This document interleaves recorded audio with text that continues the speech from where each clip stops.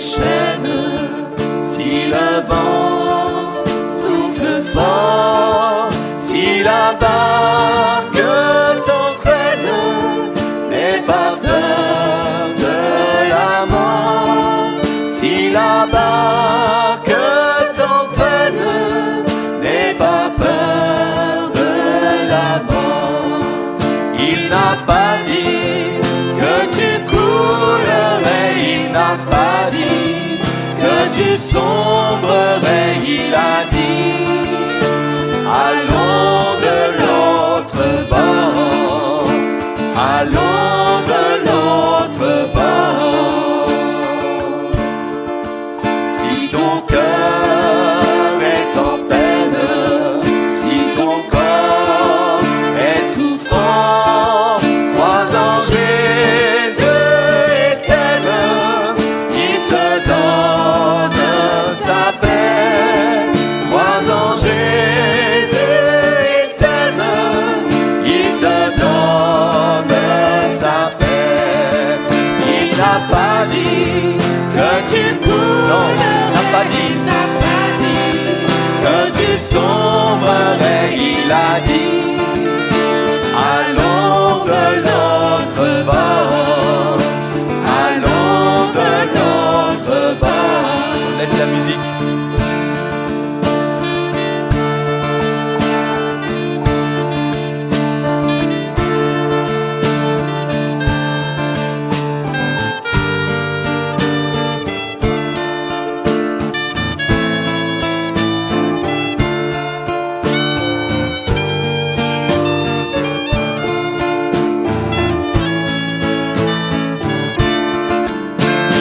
Pas dit que tu coulerais, il n'a pas dit que tu sombrerais, il a dit allons de l'autre bord, allons de l'autre bord. Si un jour sur ta route tu rencontres le mal, ne sois pas dans le doute, Dieu aime ses enfants. Ne sois pas dans le doute, Dieu aime ses enfants. Il n'a pas dit que tu coulerais, il n'a pas dit que tu sombrerais, il a dit allons de l'autre bord, allons de l'autre bord. Il n'a pas dit que tu coulerais, il n'a pas dit que tu sombrerais, il a dit allons de l'autre bord, allons de l'autre bord. Frères et sœurs, chers amis, bonsoir. Nous nous retrouvons pour partager la parole du Seigneur. Et ce soir, nous allons faire une lecture dans l'Évangile de Matthieu, chapitre 6. Et à partir du verset 19, le Seigneur nous dit ceci: « Ne vous amassez pas des trésors sur la terre, où la teigne et la rouille détruisent, et où les voleurs percent et dérobent. Mais amassez-vous des trésors dans le ciel, où la teigne et la rouille ne détruisent point, et où les voleurs ne percent ni ne dérobent. Car là où est ton trésor, là aussi sera ton cœur. » Amen. Le Seigneur nous invite à veiller sur notre cœur et à travailler pour que nous ayons le meilleur de tous les trésors que l'on puisse avoir. C'est un trésor dans le ciel.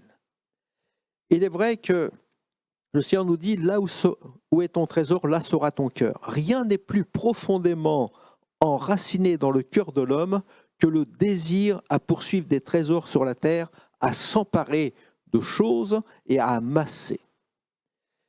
Et peut-être aujourd'hui, on pourrait se poser la question, quel est mon trésor? Alors le trésor, ce n'est pas seulement les biens matériels que l'on peut avoir, ça peut être également une richesse que l'on peut avoir. Quelqu'un me disait un jour, moi mon Dieu, ce sont mes bras, parce que je travaille. Et c'était son trésor, c'était le travail, la force que pouvait-il avoir pour travailler et se donner entièrement au travail. C'est bien de travailler, mais il ne faut pas que le travail devienne un Dieu.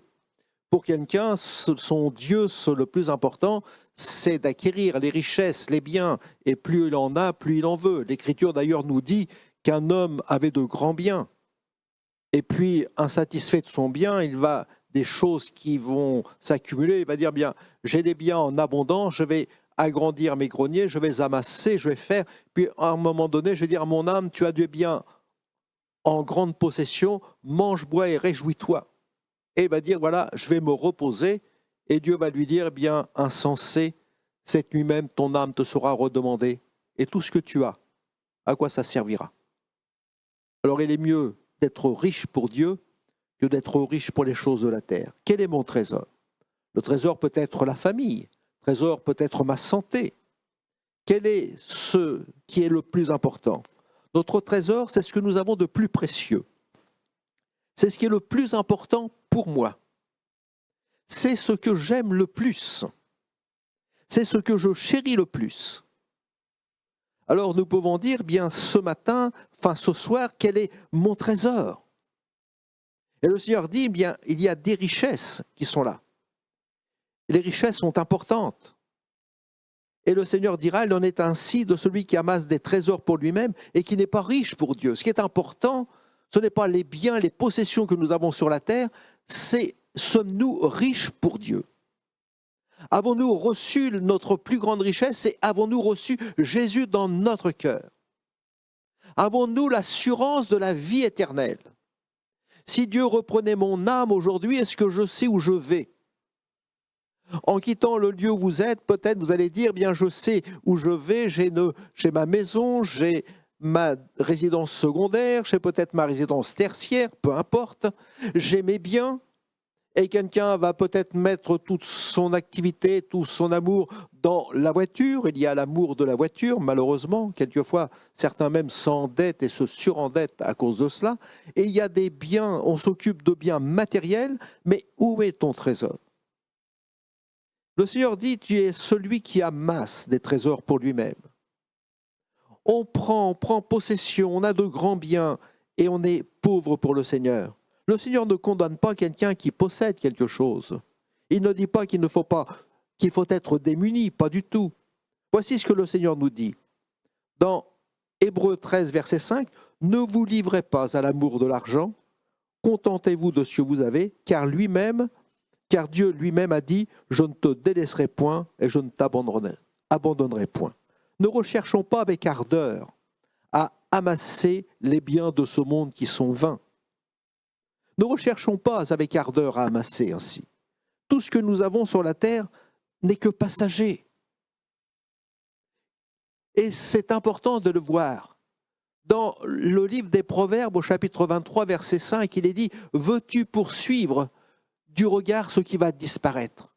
Car la richesse se fait des ailes, et comme l'aigle, elle prend son vol vers les cieux. » Alors le Seigneur nous dit, bien, ne désire pas toutes ces choses, ne regarde pas tous les biens de cette terre, parce que ce que tu as, tu ne demeureras pas éternellement. Ce que tu as va disparaître, mais il y a une richesse au-dessus de tout qui ne disparaîtra jamais. C'est l'amour de ton Dieu. C'est le salut, c'est la vie éternelle. Et Jésus veut te donner l'héritage de la vie éternelle. Il est vrai que Dieu nous bénit, et nous permet d'avoir des choses, la santé, le bonheur, la paix, la joie, d'avoir le matériel, d'avoir un toit pour nous abriter. On peut dire merci Seigneur de ce que tu nous donnes un toit.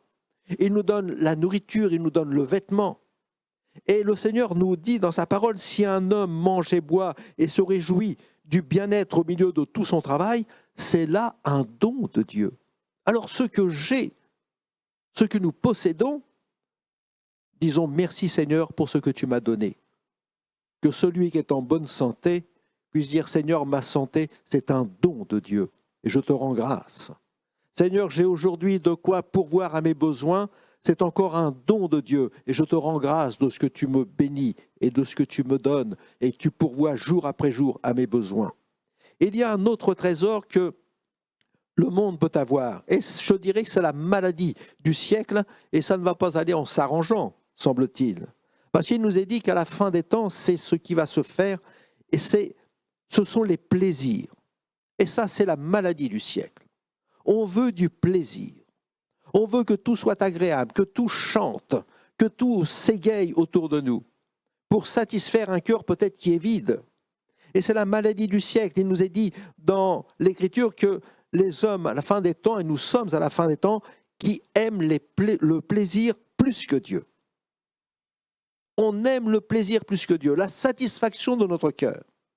Ça, c'est le Dieu de ce siècle.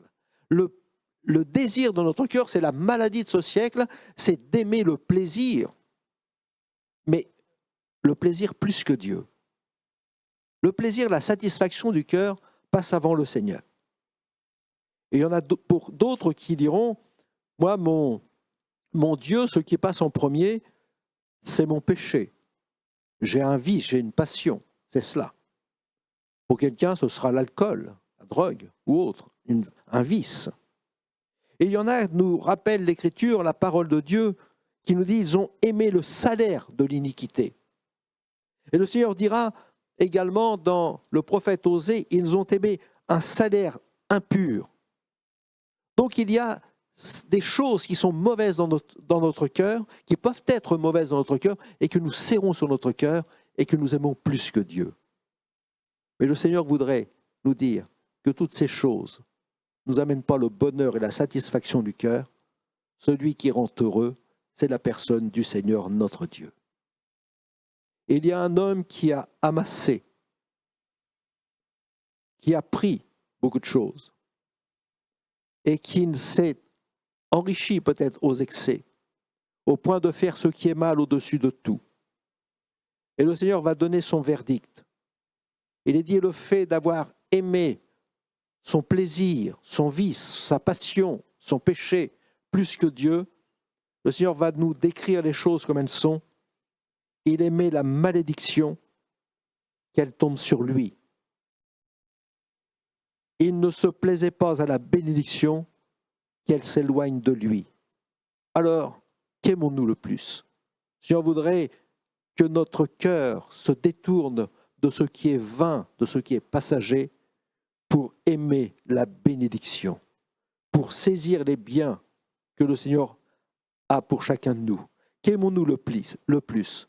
Notre péché, nos plaisirs, pour quelqu'un peut-être un vice, ou quelqu'un dira, bien, je suis tiraillé entre les deux. J'ai les plaisirs et le Seigneur. Alors Dieu nous dit dans sa parole, tu ne peux pas aimer deux maîtres à la fois. Nul serviteur ne peut aimer deux maîtres à la fois.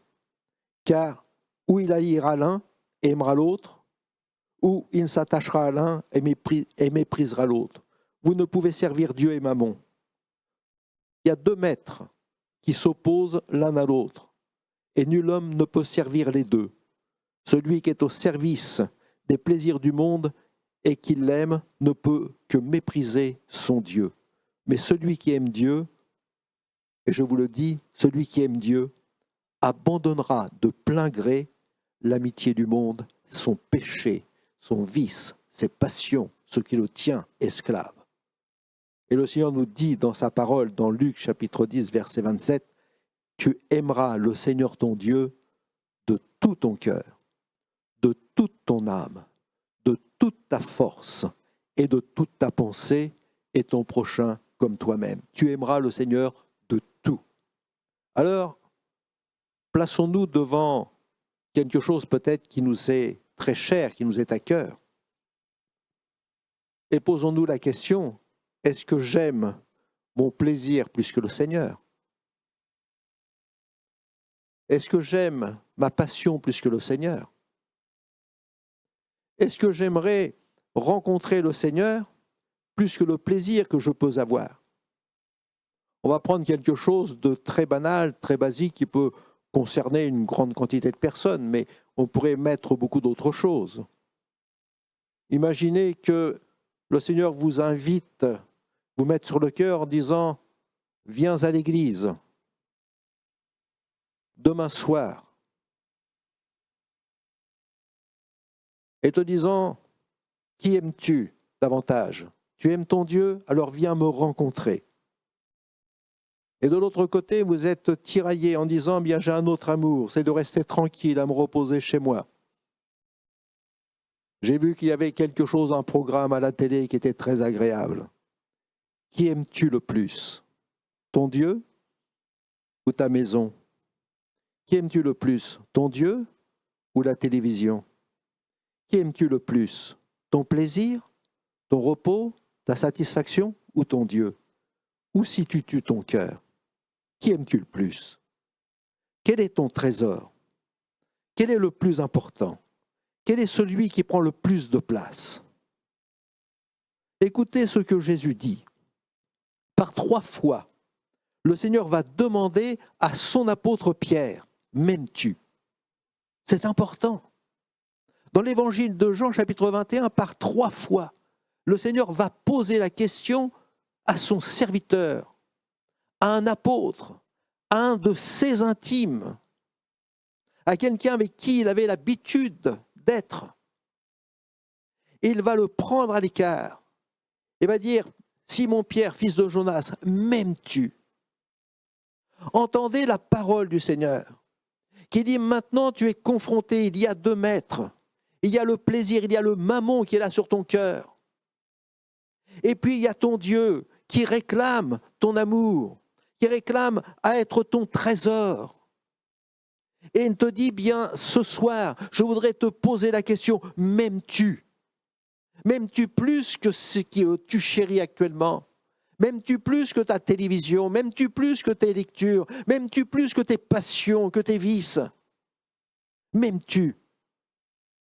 Soyons attentifs à sa voix. Le Seigneur s'adresse à vous, à chacun de nous. M'aimes-tu? Ce que le Seigneur désire, c'est un cœur tout entier et un cœur qui ne soit pas partagé. Le Seigneur dira dans sa parole, il dira, ne vous livrez pas à l'amour de l'argent, contentez-vous de ce que vous avez, car Dieu lui-même a dit, je ne te délaisserai point et je ne t'abandonnerai point. Nous avons un Seigneur qui nous rappelle ces choses. Il y a l'amour de l'argent, mais il y a l'amour de tout ce qui peut nous environner, nous détacher, nous éloigner du Seigneur.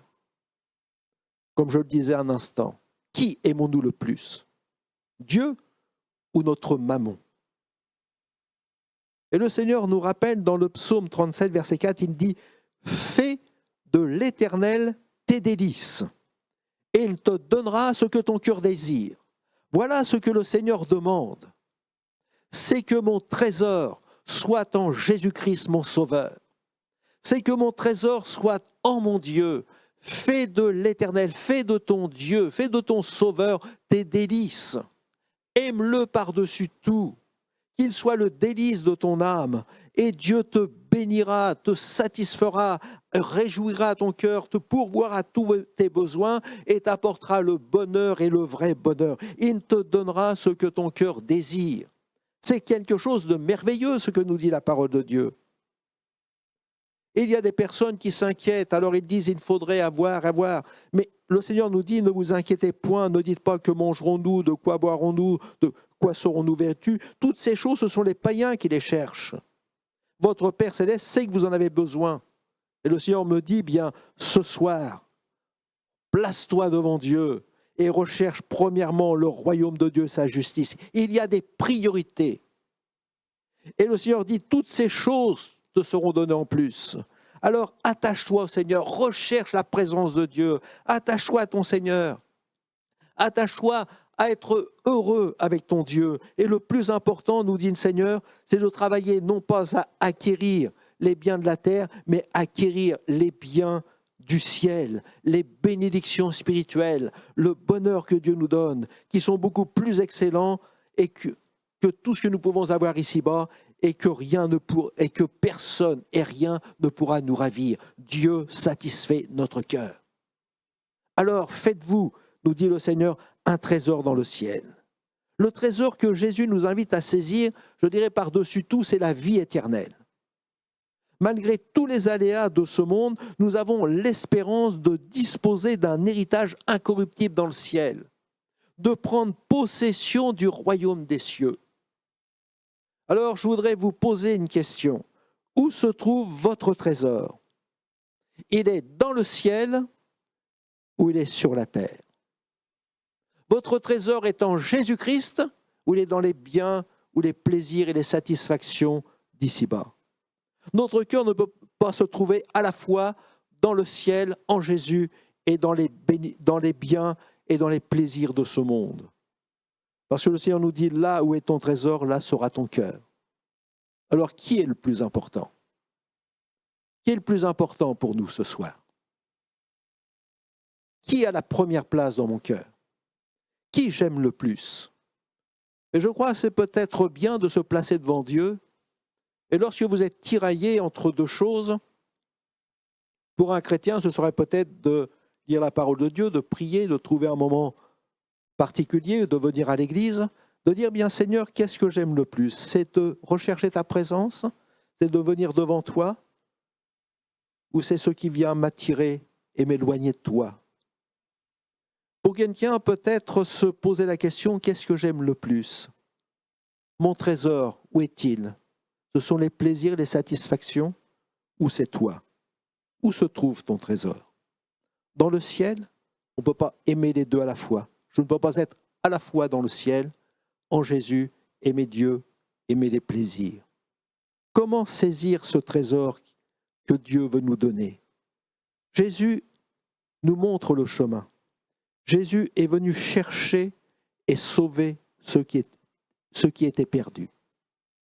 Et regardez ce que Christ a fait pour nous.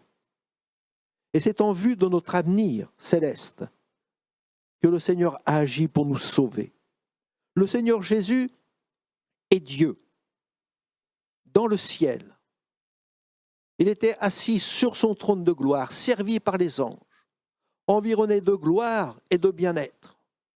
Toutes les richesses merveilleuses, le Seigneur les a laissées. Il a tout laissé. Il a quitté son ciel de gloire pour venir jusqu'à nous. Jésus s'est fait pauvre pour nous enrichir. Le Seigneur est descendu sur la terre. Il n'avait pas de lieu où habiter. Lorsqu'il est né, il y avait une étable seulement pour lui. On a refusé de lui laisser une place dans une auberge. Il était dans une étable. En marchant pendant les 3 années et demie de son ministère, Jésus dira, il n'avait pas de lieu où reposer sa tête. Il ne pouvait qu'être reçu chez des personnes qui acceptaient de le recevoir, de l'héberger et de lui donner la nourriture. Il s'est fait pauvre. Et lorsqu'il est mort, Jésus n'a même pas eu un tombeau pour lui. Il a eu le tombeau d'un autre. On a déposé son corps dans le tombeau d'un homme riche. Il était totalement démuni de tout. Mais il était démuni de tout pour nous enrichir, pour nous donner ce qu'il avait de meilleur. Il s'est fait pauvre pour toi. Et Jésus a donné sa vie pour te sauver. Et ce qu'il désire, il désire un meilleur avenir pour chacun d'entre nous. Il désire nous donner un avenir dans le ciel. Dans le ciel. Où est ton trésor? Sur la terre ou dans le ciel? Sur le mont du Calvaire, lorsque Jésus va mourir, il y a 2 hommes qui sont sur une croix, l'un à sa droite et l'autre à la gauche de Jésus.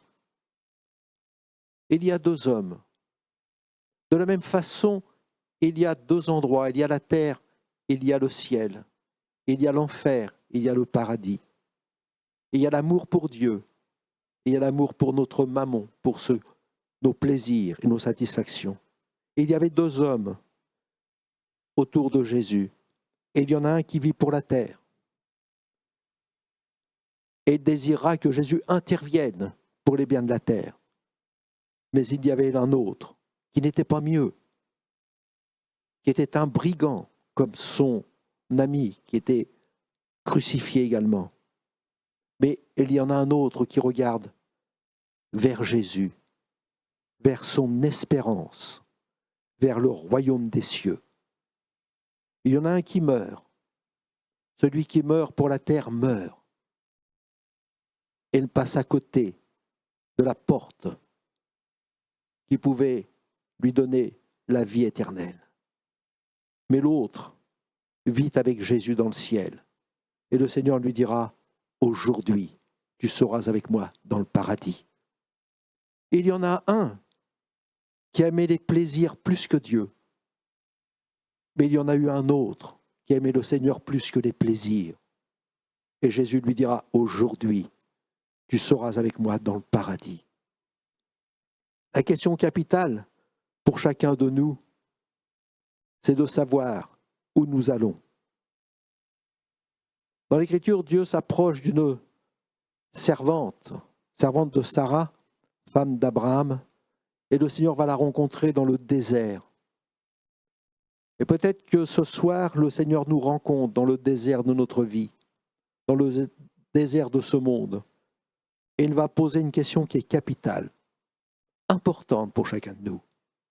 Et répondez au Seigneur qui pose cette question. D'où viens-tu? Mais surtout, il dit à cette femme, où vas-tu? Où vas-tu? Savez-vous quel chemin vous avez emprunté? Et sur le chemin sur lequel vous êtes engagé, le Seigneur nous pose la question, mais où vas-tu? Quelle est ta destinée? Ta destinée sera selon ce que ton cœur chérit, là où se trouve ton trésor. Si ton trésor est pour la terre, tu vas sur la terre. Mais si ton trésor est dans le ciel, le Seigneur te dit, bien aujourd'hui, je peux t'assurer que ton nom est inscrit dans le livre de vie et que tu seras avec moi dans le paradis. Jésus dira, je suis le chemin, je suis la vérité et je suis la vie. Nul ne vient au Père que par moi. Il est le seul qui nous introduit dans le ciel. Alors le Seigneur désire que vous puissiez prendre possession du meilleur trésor, de la meilleure richesse que le Seigneur veut vous accorder.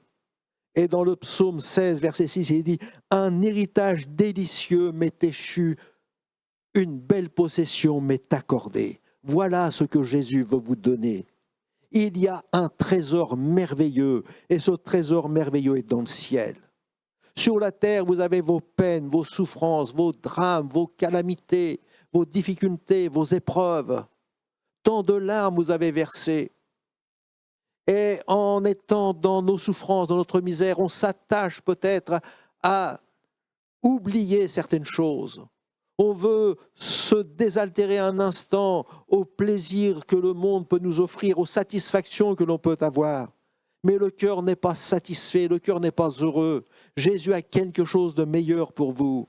Le meilleur est dans la personne de Jésus. C'est de l'aimer de tout votre cœur. Et il vous donnera tout ce que votre cœur désire. Il vous donnera ce que tous les plaisirs ne peuvent pas vous accorder. Il vous donnera sa paix, sa joie, sa bénédiction, son secours et son amour. Et quand viendra le terme de votre vie, vous pourrez dire maintenant, je sais que mon trésor est en Jésus-Christ et qu'un héritage délicieux m'est échu, une belle possession m'est accordée. C'est la vie éternelle, l'héritage de la vie éternelle. Voilà le trésor que Dieu veut vous donner. Voulez-vous changer peut-être et dire, Seigneur, aujourd'hui, je veux me placer devant toi, je veux sonder mon cœur.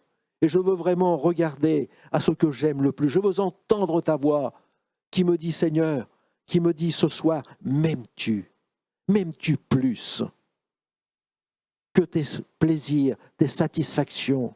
M'aimes-tu? Est-ce que je suis le premier dans ton cœur? Est-ce que je suis le trésor de ton cœur? Est-ce que je suis ta richesse? Est-ce que je suis ta joie? Est-ce que je fais l'objet de ton bonheur? Est-ce que je fais le délice de ton cœur? Qui est le plus précieux pour toi? Qui est le trésor de ta vie? Est-ce Dieu ou est-ce tout ce que tu chéris à côté? Plaçons-nous devant le Seigneur et laissons-le sonder notre cœur. On va se courber devant Dieu et lui demander sa grâce. Seigneur notre Père, nous te remercions de ce que ta parole est grande, bonne et précieuse pour nos âmes. Et combien, Seigneur, nous voulons être sérieux devant toi, de pouvoir nous laisser sonder par ton esprit. Seigneur, nous voulons te dire, oui, Seigneur, ce que je désire, c'est de t'aimer et de t'aimer davantage. Je réalise combien tu m'as aimé au point de tout quitter, de te faire pauvre pour m'enrichir. Et Seigneur, je veux saisir les richesses de tes bénédictions. Je veux saisir, Seigneur, le bonheur de te connaître. Seigneur, viens et bénis chacun. Que ta grâce et tes bienfaits soient sur tes enfants, sur ceux qui t'écoutent. Que ton esprit, Seigneur, agisse dans les cœurs pour que tu sois l'objet de tous leurs délices. Amen. Attire-moi à toi.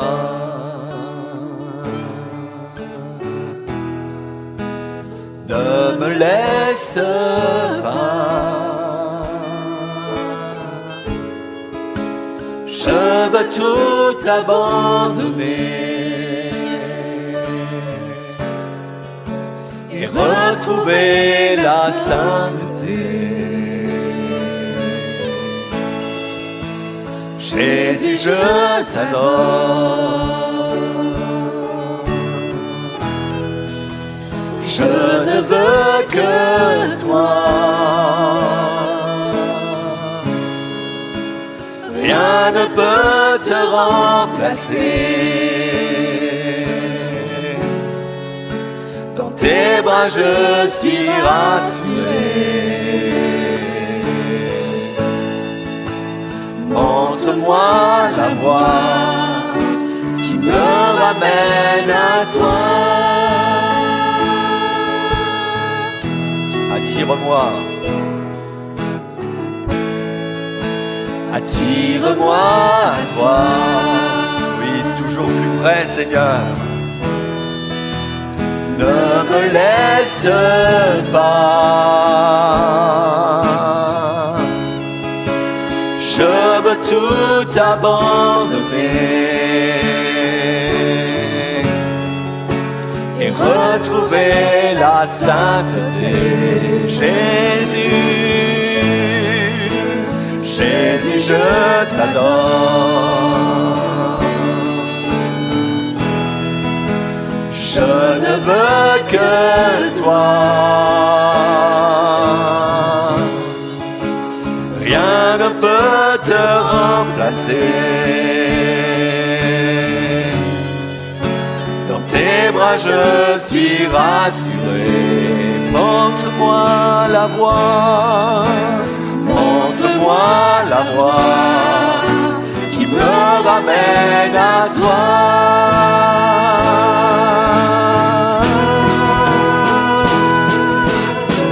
Tu es tout pour moi. Sans toi, je ne peux vivre. Tu es tout pour moi. Garde-moi près de toi. Tu es tout pour moi. Sans toi, je ne peux vivre. Tu es tout pour moi. Garde-moi près de toi.